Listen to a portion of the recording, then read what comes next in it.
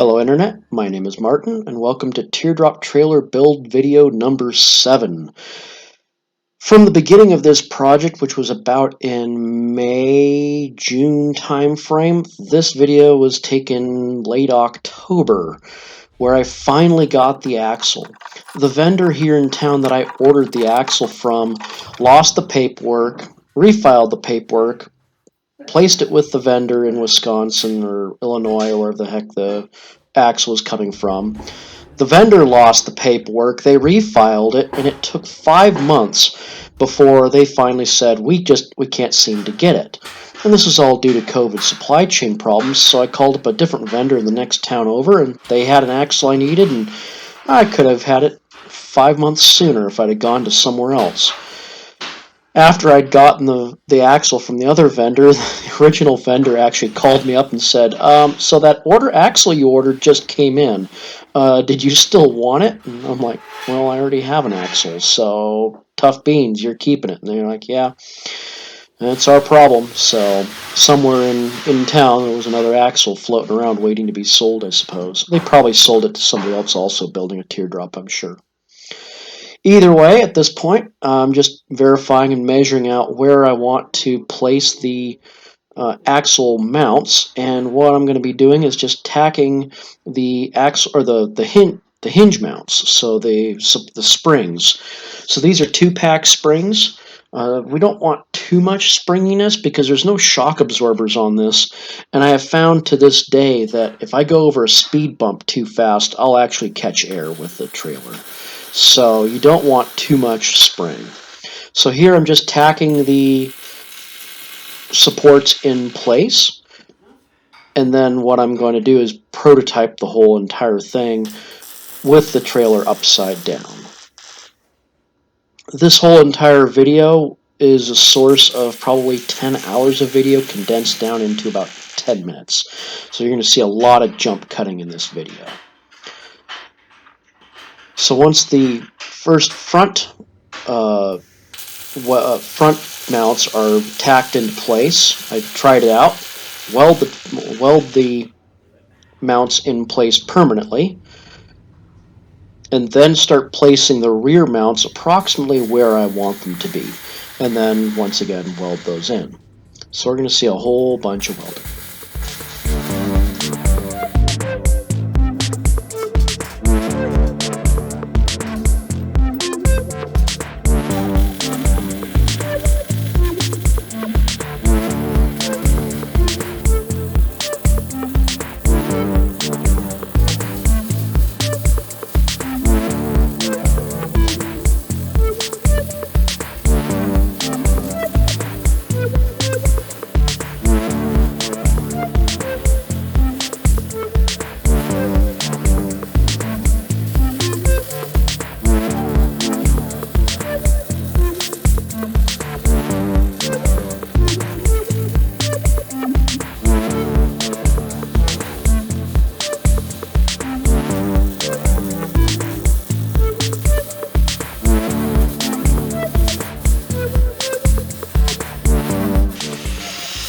So with all the welding complete, it's going to look a little bit like this. So you've got a little bit of back angle on that hinge, because what you don't want to have happen is if the spring compresses, you don't want somehow that linkage to move forward. It's time to start assembling the axle and the bearings itself. Time to get yourself a good pair of gloves, a whole lot of paper towels, and some good grease. Get all the parts laid out. And usually for each side, there's going to be 2 bearings on each hub. What you just do is basically put a big old glob of grease in your hands and you start getting it into the bearings. There's other better videos for how to do the bearings, but the quick general feature of how to pack a bearing is you use your finger through the center of it, pull it towards you, so you're kind of clamping it to create a space between the roller bearings and the shield, and you're just packing that grease there and you can see it coming out. Big thing I want to show here though is how you should try and take the gloves off. It's really hard with the grease, but if you can catch it, you catch it with one glove so you can pull it out. And this is kind of almost the medical way of doing it. Now you have a clean hand and you want to try and get underneath the glove without getting anything on your hand. I failed here. If this had been highly toxic substance, I'd be dead. But you're going to try and get your fingers out from underneath, and you've balled the other glove up in your hand, and now your hands are hopefully clean. So having done all the welding, I've disassembled the springs off of the frame, and I'm just cleaning up where I had welded with a wire brush. And then once it's all wire brushed, because eventually this whole thing is going to get painted as well, so we want to keep all those welds clean. So after I've wire brushed it, I'm going to start prototyping how the whole thing sets together. Actually, no, I'm going to assemble the bearings themselves onto the axle itself. So with the bearings packed and grease in the bearings and fully in there, all we're doing is basically putting the bearings in the hub, putting the hub on the axle itself, which is going to be a nicely machined surface, and then onto the end of each one is going to be a castle nut with a pin going through it. Again, there's better videos on the internet other than mine on how to assemble a bearing or how to do that stuff.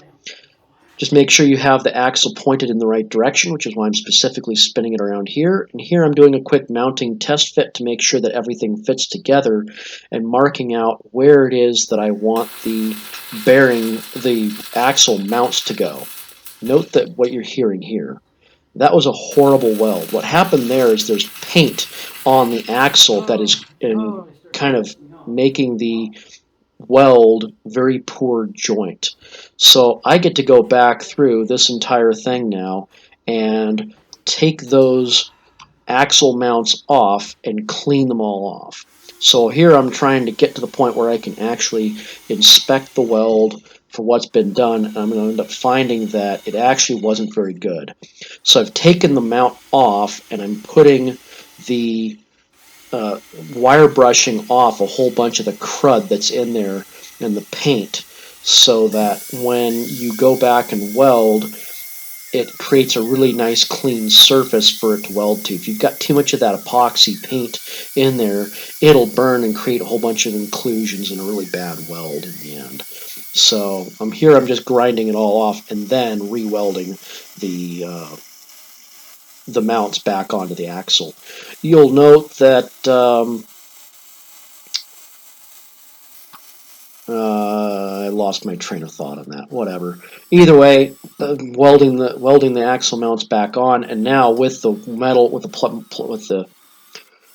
the paint removed, the welds become much more clean and solid, and there's no way they're going anywhere.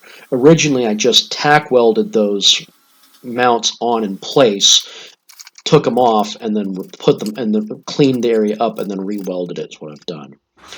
So now it's time to actually assemble the axle into the trailer. So we're just going to slide it in one side. And on each of the springs, there's a little tiny pin that those mounts sit into, so it kind of indexes. Once that's done, bring a little bit of extra height up so that we can actually, not bend over too much and get things done. I'm now actually mounting the U-bolts onto the plates that go underneath.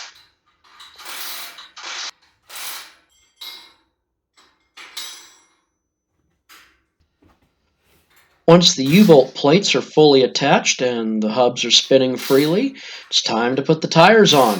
Let's kick these tires, lights the fires. The tires are cheapies.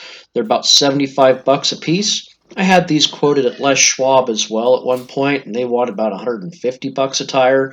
These come pre-inflated, preset, pre-balanced, everything from the manufacturer, specifically as cheap trailer tires. You don't need anything fancy. This whole entire trailer is going to end up being about 1,000 pounds. So get the tires on and get those nuts tightened up. I'm just using a standard torque wrench. I'm not doing any special torquing at this point because it's really not necessary. Chances are I'm going to be taking the tires off later on anyway. Get the struts down. Let's try to test this thing out. Fundamentally, this axle has been mounted now, and this whole entire trailer frame is a heck of a lot easier to move around. You can actually take it out of the garage and spin it around where the trailer is actually going to need to be, because at some point, this thing's going to get really heavy, and we're not going to want to spin it around inside the garage. So might as well take it out, turn it around, and get ready for other things. That's the axle. Took 5 months to get, but thanks for sticking around.